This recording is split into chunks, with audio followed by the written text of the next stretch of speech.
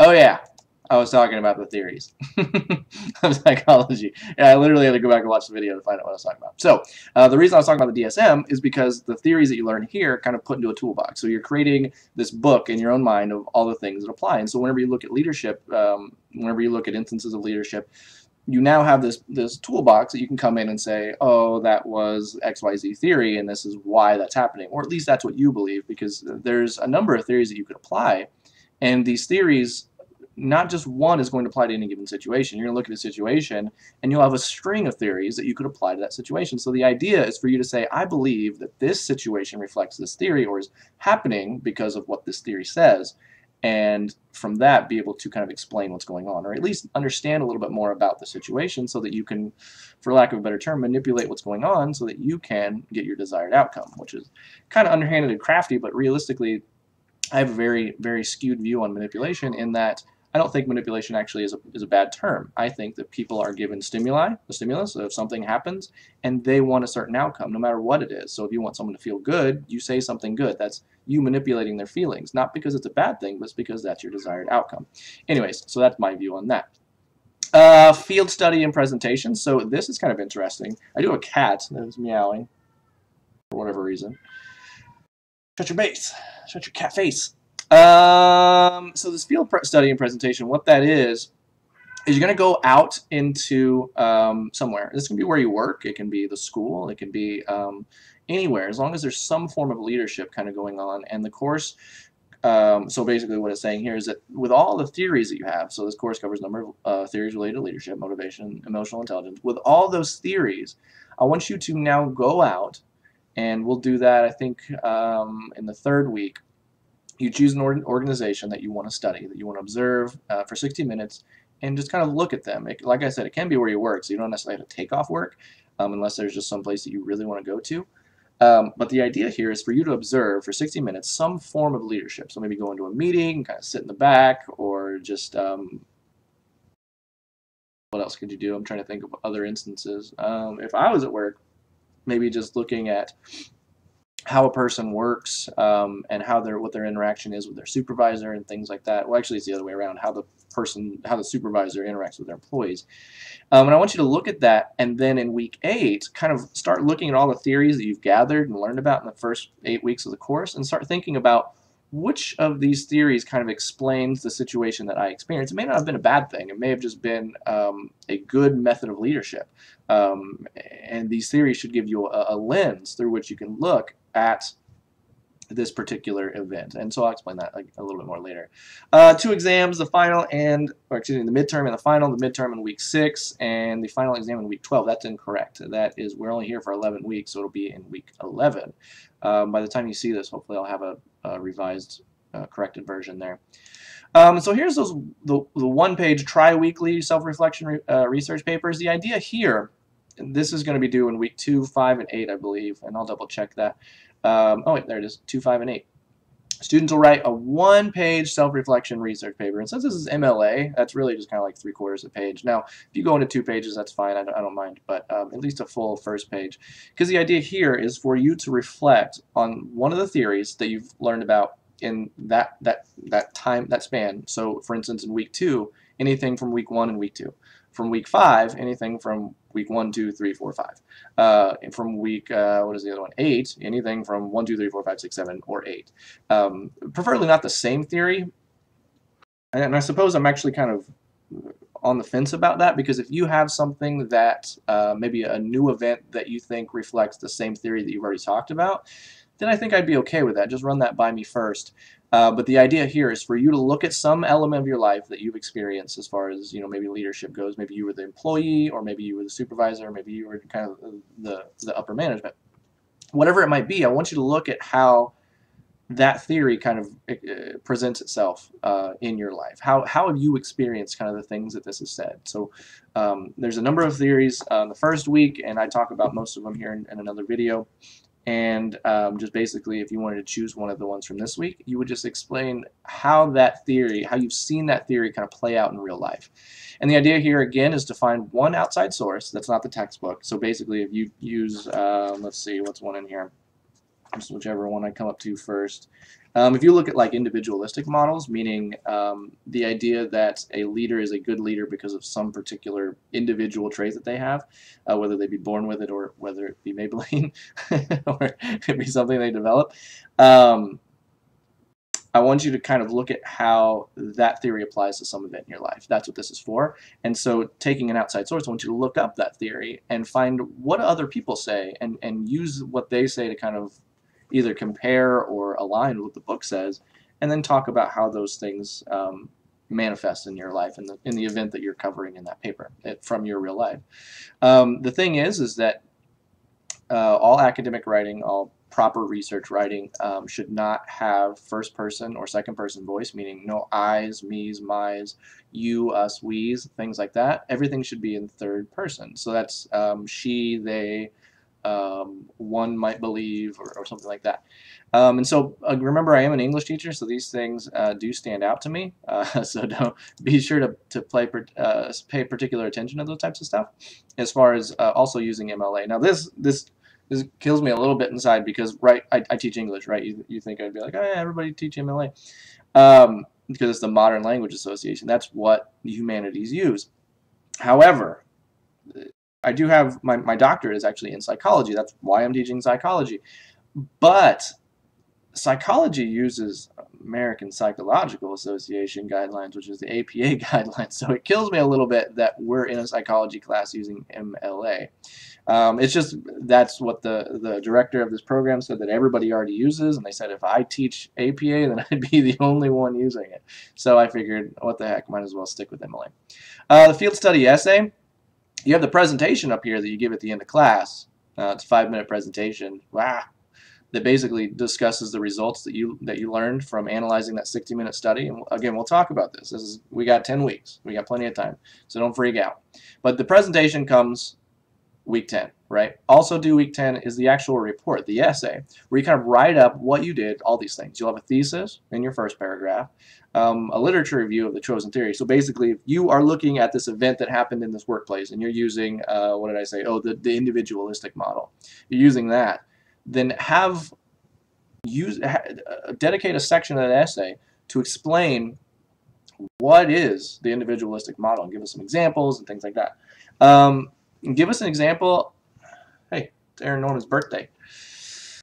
Give us an explanation of the organization. So tell us where you went and tell us a little bit about that place. So dedicate a section to that of your essay. Now, a section isn't a paragraph. A paragraph is one paragraph. A section is made up of at least 2 or 3 paragraphs. An in-depth description of the observation. So what exactly happened? Walk through that. Again, in the third person. Don't say, I did this. Say, this was done. This research was, or this this organization was observed on the 3rd week of the month, on the 28th day. That's not possible. On the 19th day. Yeah, that's possible, I guess. And it was Walmart of Shiloh, Illinois, and basically walk me through that in an unbiased third-person perspective.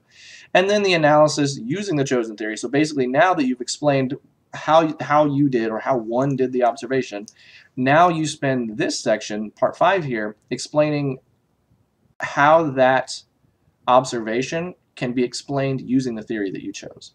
Okay, and then last but not least, the last paragraph then will be a conclusion. Oh, sorry, the 6th section of the essay is then conclusions. What do you draw from that? What does that mean? What does that tell you about that organization? What can you kind of deduce if you were Sherlock Holmes? What can you deduce about that organization now that you've looked at it from this perspective? So that'll be due week 10. That's also an essay. I'm going to walk you through that. If you've had me in the past, you know how I walk people through developing essays because I want you to write a good essay. Because frankly, I don't know if you've ever written a good essay. I don't know what your past writing experiences are like. And so I hope to at least give you guide you in developing a good essay in this class that you can kind of use as a template for your future essays. If you have, I know I have like 5 or 6 people that are graduating after the semester, so congratulations on that. Or at least you've applied for graduation. So congratulations on that, and so hopefully you've written a good paper before now. But anyways, submitting assignments, make sure everything's in a MLA format. That's basically what this is, and make sure you cite all your sources. I know that I've heard a lot of people kind of complaining a little bit, teachers teachers complaining a little bit about people not citing sources. So if you have questions about citing sources, ask me, because like I said, I am an English teacher and I'm just kind of moving over into psychology now, because it is actually, I guess it's my expertise because I have a doctorate in it.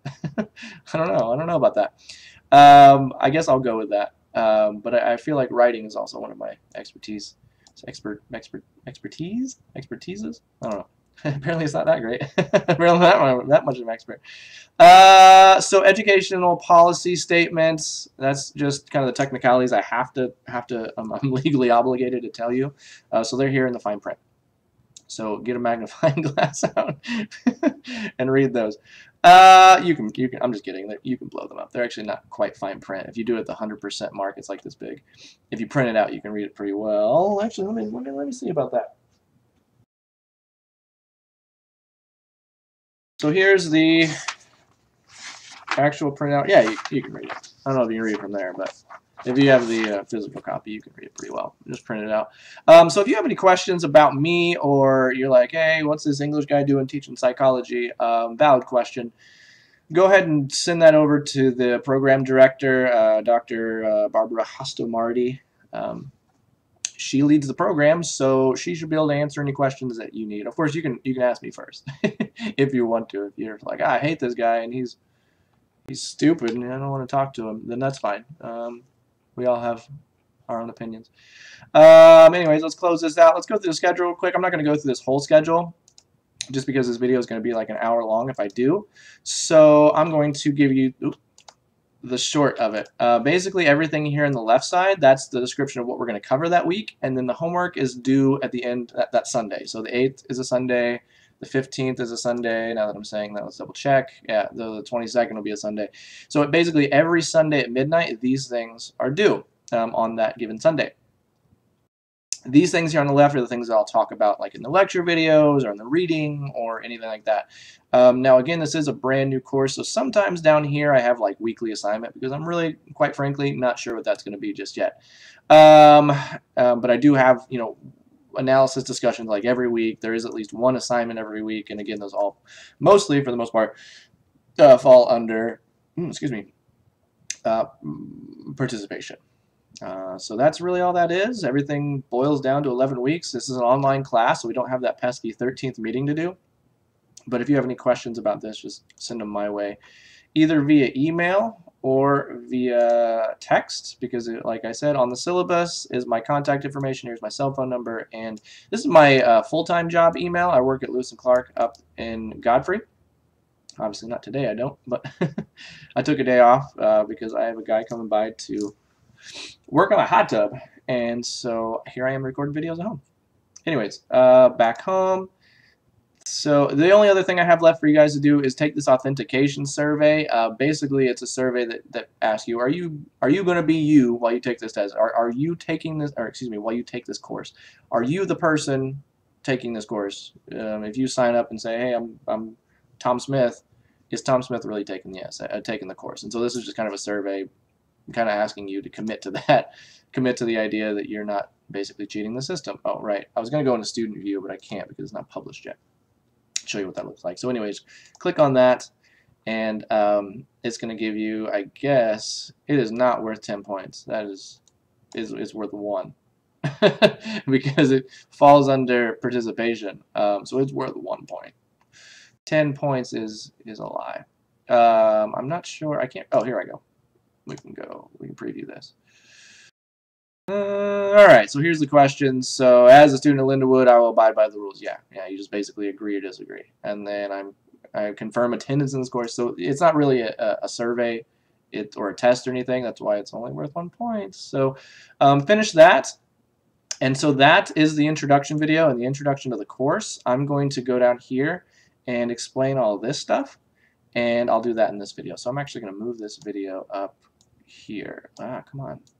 There we go. I'm going to move this up here, up right there, because this next video is going to cover these 2 assignments. So that first assignment block, you should have gotten an email that has the first assignment for this course. It's due Sunday night at midnight, so realistically, it doesn't really make too much difference if you've had that email or not. Because if you don't, ask me, and I'll make sure that they send it. The administration should send it to you when you first enrolled in the course. So look for that in your email. If you don't have it, let me know, and I'll make sure you get it. And that first assignment, it's I can't even remember what it is because I don't make that assignment. They made it, so I don't know exactly what it is offhand, but I will make sure you get it if you haven't already. Once you type up the kind of the answer to that assignment, then you click here and submit it. You'll click on this, and you'll see something similar to this, but in the top left here, where instead of publish, edit, and ellipses, you're going to have a submit here button, or I think it just says a submit, but you'll have that button there. So you click there, and it'll give you the opportunity to submit or upload a document. So anyways, that's Psychology 157. So I hope I haven't bored you too much, because I know videos can get super boring, especially when they're super long like this, but I promise this will be the longest video that you'll have to watch, because I just have a lot of crap to talk about. Anyways, where are we at? I hope you guys enjoy the class, and I will be back in just a few minutes to go over that first introductory assignment. All right. See you in like 2 seconds.